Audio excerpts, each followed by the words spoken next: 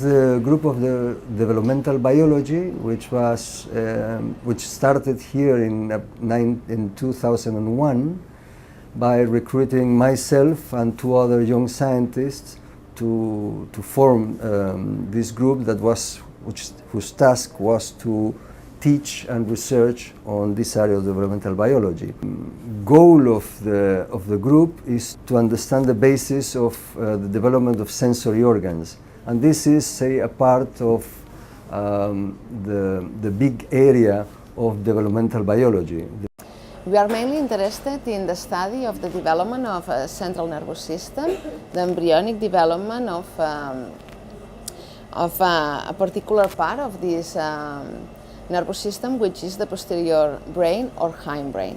The question we work with is how cells do interpret external cues to know exactly the anterior position identity, and therefore to know which kind of neuron they have to develop in. I have been focusing in the study of the development of the inner ear. The inner ear is one of the most complex organ systems of the vertebrate head. Here I can show you a neck of a chicken. That is one of the model systems, because here the embryo is big, development is external, and this allows to do a lot of cellular and also some genetic manipulations. On the other hand, we use another vertebrate system, that is the zebrafish.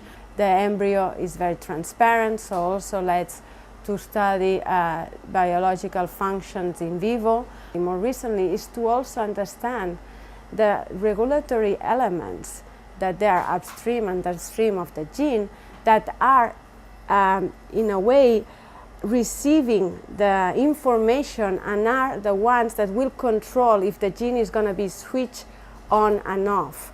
I come from Lisbon in Portugal, and I came to do my PhD with Fernando Giraldes at the Pompeu Fabra University. I'm working in the development of the inner ear. My project deals with studying the role of a gene, which is called SOX2.